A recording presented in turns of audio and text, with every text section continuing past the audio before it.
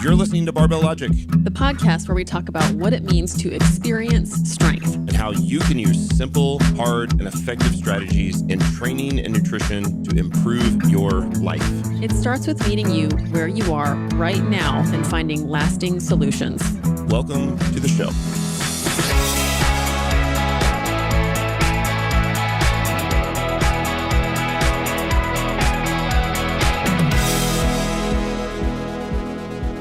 Hello, everybody. Hello, welcome to the Barbell Logic podcast. Welcome to Beast Over Burden. I'm your host, Nikki Sims. I'm a coach and chief experience officer at Barbell Logic. With me is Andrew Jackson. Good morning. Good morning. Andrew is also a coach, and he is the chief operations officer at Barbell Logic and the product manager for Turnkey Coach. Nice to be with you today. Excited about being back. Spring, finally. Actually, I don't know if it's technically spring yet, but it sure feels different when the clock jumps ahead. Yeah, definitely digging daylight savings time. That's been wonderful. But yeah, we just got back from about a week-long trip, which I highly recommend everybody do. Taking a vacation is really nice. Get super caught up in working and training and just like into the grind, as they say. And man, it's refreshing just to step out of it for a moment. It only will make you appreciate things more, in my opinion. So welcome back to the office. Yeah, it's good to be back. I mean, the thing about it is that I think I worked a little bit every day, or at least at a minimum, my brain definitely thought about work a little bit. Yeah, for sure. But to be in a different context and to have space from the day-to-day allows for different types of thinking. And that's just feels sort of like mental floss to be able to... It does. Mental flossing to be able to have that breathing room. Yeah.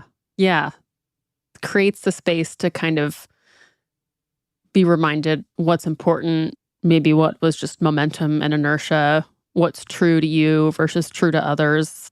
That's how it felt for me, which felt really nice. Yeah.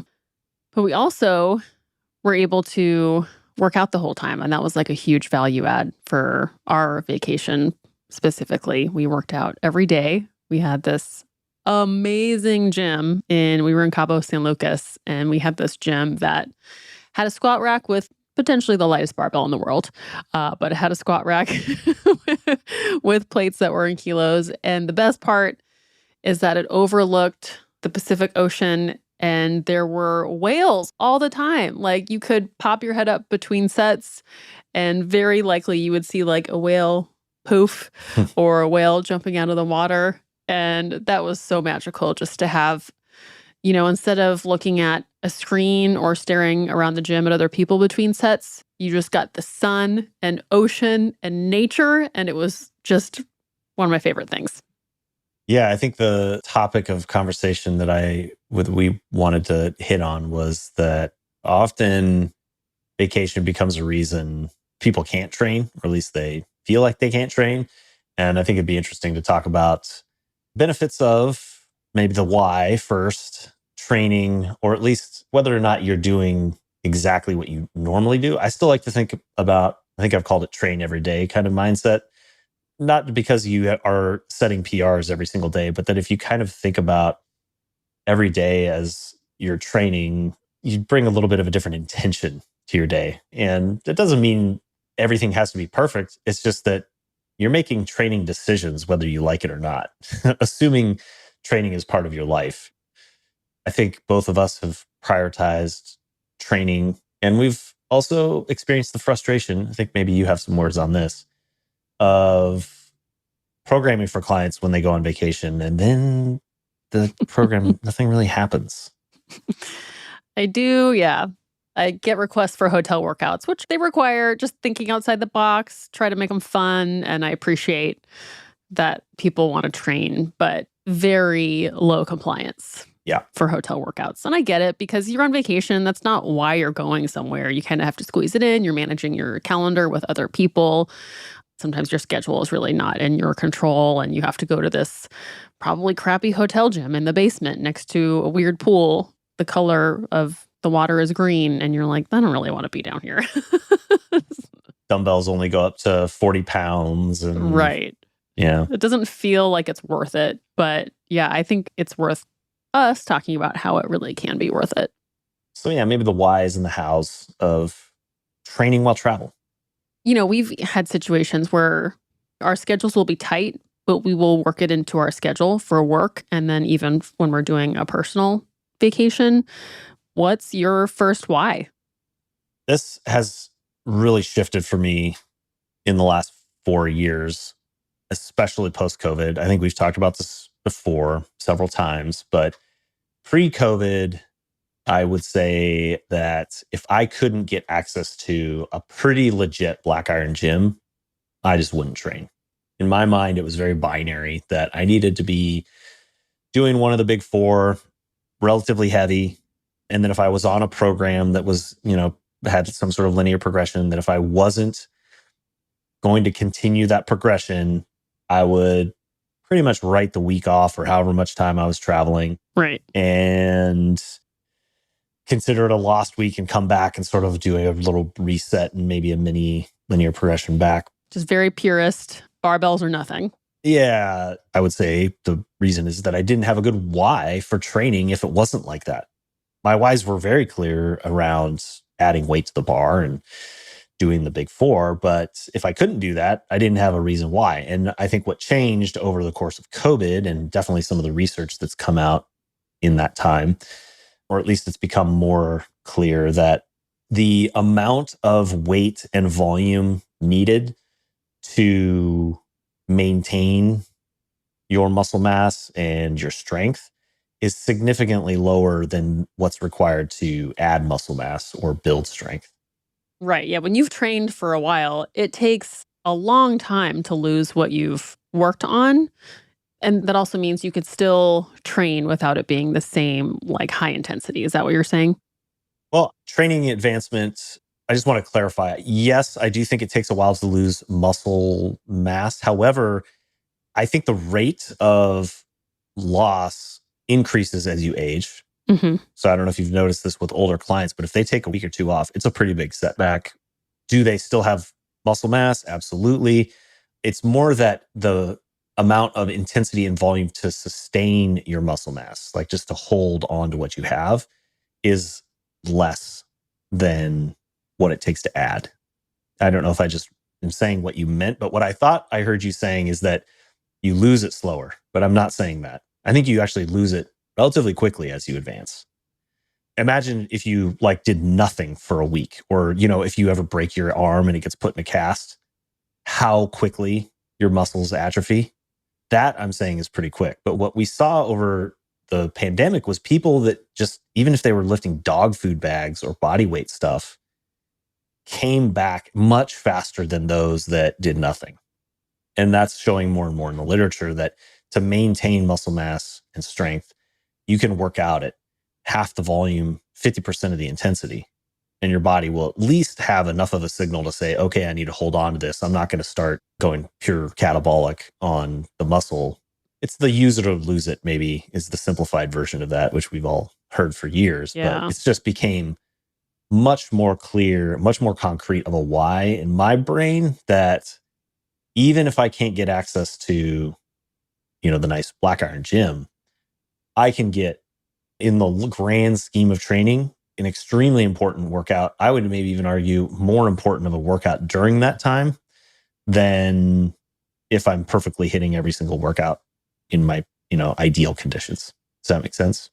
Why is that? Because I think those setbacks have a more impact on long-term gains than any individual workout. Yeah. So if I were to take a full week off, that might cost me the equivalent of, it's going to take 2 to 3 weeks to get back to where I was, maybe even longer. I think you would slip right into andropause, honestly, during that week. Yeah. If not worse. I might go full into menopause. So now for me, when I go on away from the ideal conditions for a week, my why is super strong. I'm like, I want to do something. Yes. I mean, and this is just kind of my mindset in general that's shifted as I've trained longer. I will always want to do something over nothing. Yeah. Like that's what's become binary for me. It's flipped. Instead of the all or nothing barbell training, it's all or nothing, something over nothing. And it feels good. Like it feels so good to go on a long walk, to do some intervals on a bike, to lift some dumbbells, like to do some squats. Like we've talked about this before. The first couple minutes in the gym, the first few reps, they don't feel good. Yes. But then it's 100% likelihood for me, at least, that it will feel good. And I really like feeling good. Yes. I don't know. I guess that's not for everybody, but I will choose that. Well, we talked about this. This trip was also, in front of it was a 4-day work trip. Yeah. It was 11 total days on the road. And the first did we do one or two training sessions where we had to go find, what was it, LA Fitness or something like that. Yeah. I think I did one or two, one hotel workout, maybe two, and then we went to an LA Fitness. Yeah. Yeah. So as soon as I got done with that session, we had this conversation where it was like, I don't know how many people have been able to get to a point where they've trained long enough that it doesn't actually feel good for a while in the workout. Like, so I started warming up my squat and it felt terrible. Like I would go so far as to call it painful. My hips hurt, my knees hurt, my back hurt. And this is 45 pounds, 135 pounds. 45 pounds, 135 pounds might have been actually the worst. I didn't have my belt. I didn't have my knee sleeves. I did have my lifting shoes. I actually prioritized bringing that, but it felt bad. Yeah. And then a weird thing happened. 225 felt better. And then 315 felt great. And like to your point, by the time I got done with that squat workout, I felt like a totally different person. Yeah. Big time. It's like, it's just, your body is like flushed. Yeah. Of like all the stuff that comes from travel where you're dehydrated, you're eating differently. The air is weird, like on planes. And we were in Florida, so it's gross air. It's sticky and wet all the time. And like your eating is different. You're bloated from salt that you don't normally eat. Like your body just doesn't feel like yours anymore. And so, yeah, something about training legs and getting to that point of some stickiness in the effort. Yeah. Oh my God. It's one of the best feelings. But yeah, you did have to do a buy-in of some. Yeah. I had to be committed to go through that. Like I had to have faith that doing the warm-up up to the, relatively close to my normal weight. It was probably 85% of what I would normally do for the volume day. It might have actually been my full-on programmed weight, but probably a little bit less. It was actually only about 30 pounds less. Okay. So yeah, that was actually 90% of what I was planning to do, 315 for my volume day, and felt amazing, but had to have faith that was going to happen. I was going to throw in an interesting side note. I saw a paper studying tendinopathy, essentially. One of the conclusions or hypotheses they were testing is that some of the pain symptoms associated with tendon pain is from fluid being trapped in the tissue. And that one of the reasons exercise, or we talk about all the time, motion is lotion, quoting Darren Deaton, helps is that stressing the tissue, especially under loaded movement, helps push the fluid out of the joint. So if you notice, like if you've ever had tendinopathy, if you sit still, like if you can't bend your knee for a long period of time on a flight, or if you're sitting while traveling, movie theater, it's some of the most excruciating pain you've ever experienced. Man, when I had knee pain and couldn't bend it, so brutal. Yeah. Well, remember I had that back thing one of the last few days of our trip. Yeah. Where the bed was pretty rough on my back. I couldn't move for like 2 hours. Like I could barely put my shoes on. I like took a step wrong and that hurt like a mother. And like I really just couldn't move until I made myself move. And then you move. And then you would deadlift 225 basically. Yeah. 200 pounds. I went from like struggling to sit down to put my shoes on to a couple hours later deadlifting 225 when it felt good. Yeah. Like what? I think that's one of the biggest mental flips that happens after you've been training for a while, is being able to recognize discomfort versus pain, and being able to have faith, and having experienced enough times to have the faith that that first movement going warm up, get the bar moving, start putting a little bit of weight on, and work through that discomfort to the point where you actually feel better by orders of magnitude than you would have if you didn't do anything. Totally. Which is tough when you're on vacation because you're like, I don't feel good. It's probably going to feel better to go sit down by the pool and have a margarita. Should probably have a mimosa. It's 8:30 in the morning. Should probably do it. Especially when like the breakfast waiter is asking you, like almost like pushing it onto you. Us. Yeah. We resisted. But yeah, so like that's, I think, a huge piece of the why for me is it actually makes the vacation feel better to me, or the travel. Yeah, every day felt wonderful afterwards. And it's that nice time. I was mentioning earlier how when you're traveling, sometimes your schedule, for the first half of the trip, where it was a work trip, things were tighter. The second part was a vacation. That's a little different. But on trips, you sometimes are just at the whim of lots of other people and your work schedule. And it's nice to have, even if it's just 25 minutes, 30 minutes, where you get to have your own time and space to be in your own place and work on what you want to do, what makes you feel good. And I think it's a good recalibration for the rest of the day, where you go from, potentially being reactive and responsible for everything to just being in your really pleasant workout state of mind. To piggyback on that idea, for all of those listeners out there who are frequent work travelers, one of the strategies that I've worked with a lot of clients on is to set that time aside first thing in the morning, because it's probably the time that you have to protect on your schedule, although it can be painful. You might have to set the alarm clock a little bit early, but commit to that 20, 25 minutes of, even if you don't consider it training, but getting kind of hot and sweaty, move some weight, move your body, not only because that's going to feel better and you're probably going to be in a better state of mind having that alone time and just kind of getting your body going. But I've also found that gives people a why for making better decisions the night before. Because if you've ever been on those work trips before, you know that you often end up at the bar at the end of the day after the meetings, and you're having, a cocktail, and maybe you can have one and still get to bed at a reasonable time and have a good night. But what will often happen if you don't have a reason to get up early the next morning, or if you don't have that self-accountability to get up early, like even earlier, one turns into 2, 3, 4, 5. And now you've got a terrible night of sleep and you feel even worse the next morning. There's a bit of a ripple effect. That's a bit of that kind of like training every day. It doesn't mean you have to be perfectly training, but still making decisions every day that are kind of supporting your training goals. Yeah. Logistics around that are seeing if your hotel has a gym, go to their website, look at the pictures of their gym, see what they have available. You've become really skilled at this. I've become very good at stalking gyms. I know a lot of people are, but what I'll do is I'll look at the hotel and look at the fitness center, or then I'll just Google the hotel and gym, see what images come up. And that's how I'll initially pick a hotel.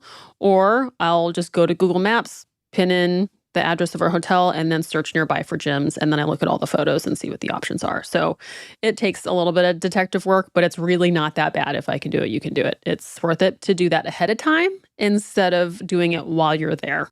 If you do it while you're there, it's another friction point that is sometimes enough to just be like, screw this. I don't need to do it.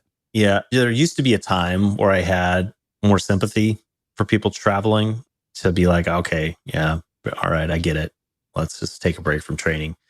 In 2024, with, iPhones, Android, whatever your device of choice is, Google Maps and Uber. No mercy, folks. I can't think, no mas. I can't think of a time that we haven't been able to find a gym within. Oh yeah, not to mention the explosion of CrossFit. Yeah. Now that barbell training has become as popular it is, even the 24-hour fitness and the LA Fitness and Lifetime Fitness, like everywhere has usable barbell equipment. Yeah. It might not be to your standards, but come on, guys. You can get to a gym. And even if you can't get to the gym, every hotel has at least up to 45-pound dumbbells, and you can do a pretty dang good workout with that. And I was actually looking online about this last night because I was like, I wonder just like on my wind down time of the night, I was just like thinking of the gym we were just at and listening to the waves and the whales. And I was like, man, what if a cool like job would be to travel and find the best hotel gyms or best travel gyms? And of course, 5 other people have already done that. I'm trying to look up the name of the website, but it's something like Travel Gym or something wonderful. And whoever created it just has a list of great gyms in cities or whatever when you're on the road. So it's like, it's totally doable to find great gyms nearby. We'll have to put the link in the show notes. Yeah, I'll have to find it again. But yeah, it seems like a really fun thing to do. I also think that, like, we've done it in multiple countries now, like, you really get to see what that gym culture is like, which I find super entertaining. That is interesting. It's so interesting. Like the Tuesday crowd or whatever day it was in Fort Lauderdale or Boca Raton is where we were in Florida was hilarious. Oh my gosh. Like dudes in sunglasses with bright neon gloves on. The dumbbell rack was just such a cluster. It was a mess because everybody would just like drops their stuff and walks away and there's sweats all over the place. And it was packed. It was like at 10 a.m. on a Tuesday with like really interesting looking people. A lot of silicon Yes. on plastic. Yes. And then we've gone in Puerto Vallarta. We've gone in so many different places. Yeah. So I think it's it's fun to go eat at the restaurants. I think it's fun to go see what the gyms are like. Definitely universal that people like gyms are everywhere. I think that's another thing CrossFit's done, not just in the domestic US, but internationally. There's sort of a CrossFit vibe pretty much everywhere. Anyways, what other hows do you have to making training while on the road less friction? So yeah, map it out ahead of time, bring your workout clothes, decide which shoes you want to bring. You don't have to bring your lifting shoes. We each have a pair of Nobles that work really well for, squatting, whatever. If you want to do just regular cardio, like walking on the treadmill or whatever on the bike, like they're pretty easy to pack, great to travel in. Straps, liquid chalk, have those available. You don't have to bring your belt. You can still work hard without your belt. Yep. Knee sleeves. For me, if I'm going to squat, I probably do want to have my knee sleeves, but they pack really easily. I have found that what we're used to in barbell training or normal training is having, anywhere from like 45 to sometimes 2 hours to train. And anything less than that, like what you were saying before, doesn't seem like it matters. But we're also, during that regular training session, we have a plan and we always achieve like a certain amount of volume or intensity where we had to really fight for something and really focus on something.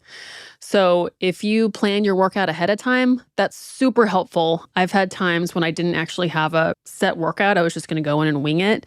And I found that I was all over the place with ideas and never kind of committed to a workout structure enough to like get to that, third set challenge or that high intensity challenge that I really needed. And it was just kind of like ADD too all over the place. So having a set workout already, even if you just want to ask your coach or just write it down for yourself, is really helpful. I think you can achieve that same feeling that we get endorphins from when we achieve the volume or the intensity. Doing AMRAPs, doing burnout sets, increasing weight till you can't do any more reps, like on a tricep pushdown or on bicep curls, supersetting lunges and goblet squats, Bulgarian split squats, stuff that's hard. And then supersetting it with another exercise with a similar muscle group just to, fatigue and feel a pump. Like you get to really go to a more subjective focus or a subjective driven program on those days. And I think that you have to do that. Like you have to figure out how to make it challenging because you're not going to go in and have like a certain weight on the bar. You get to just kind of pick your weight and pick your challenge for that day, but it's worth it to get there.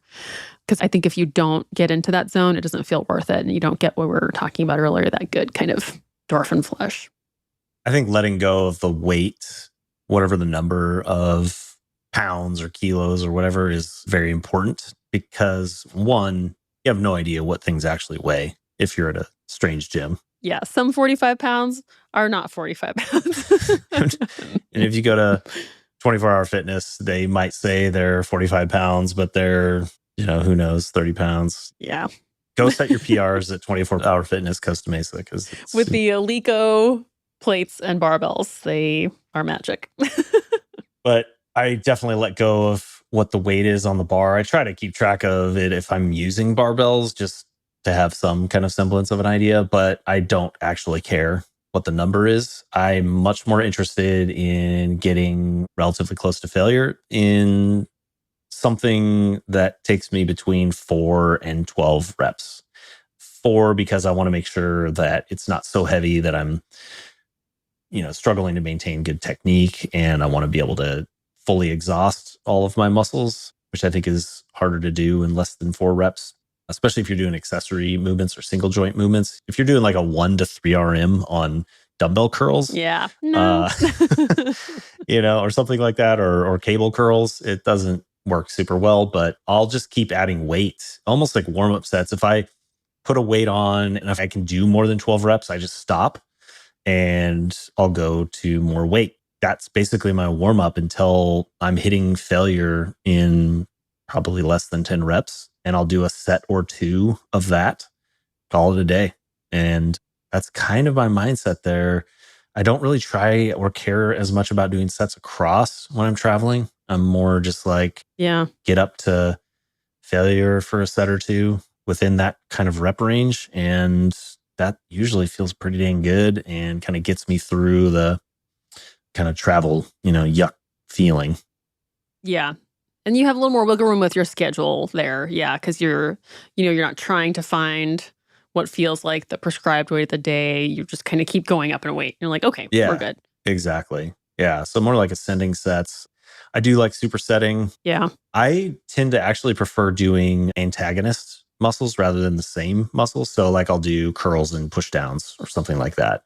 So I'll do triceps and biceps. No particular reason other than it just kind of like feels like I get the whole arm faster.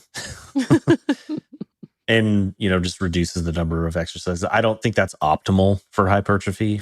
Again, none of this is optimal for hypertrophy, but this is more just like, how can you get through a workout in 20, 30 minutes? If you're supersetting, you can get through 3, 4, 5 exercises, assuming you can get the equipment lined up. That tends to be one of the challenges.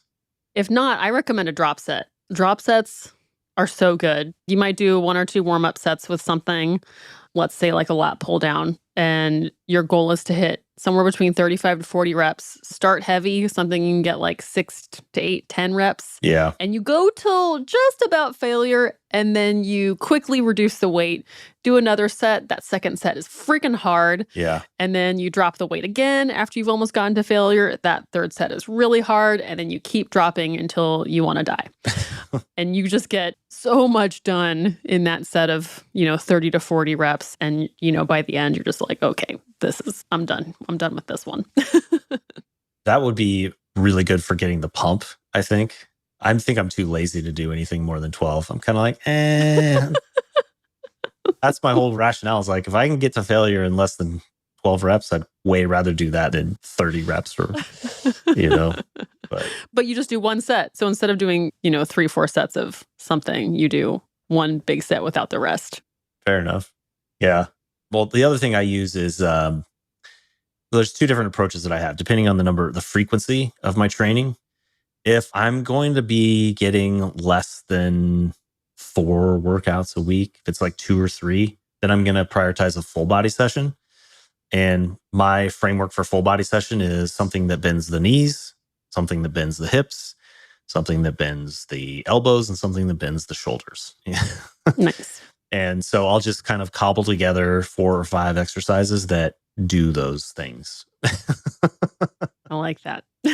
Simple, hard, effective. Yeah. If I'm going to train more than, if I know I'm going to get 3 or 4, and I'm pretty confident about that, then I'll keep an upper lower split. And I'll just do one that does everything from the waist up and one that does everything from the waist down. And that's kind of how I go through things. I think the full body workouts feel better for like vacation mode. Yeah, totally. Because you get the full body pump, but they're sometimes a little bit more time intensive or, logistics intensive. So there's trade-offs there. Yeah. But that's really the key for me. Awesome. Well, next time you're traveling, you don't have to do any of this, but we suggest you do. I hope this helps so you can, feel good while you're traveling, and that seems to be worth it. And then when you get back to your normal training, you'll never know if you would have felt this much worse or this much better, but you maintain your conditioning. And I always believe it feels better to have done something rather than nothing as you get back into training. The snapback will be much faster too. We didn't go into the whole body composition feel and just spooling back up into your training on the other side, but that is way smoother, in my opinion, as well. But yeah, for sure. Love it. Well, thank you, Andrew. Thanks for listening, everybody. We will see you here next week on Barbell Logic. Bye-bye.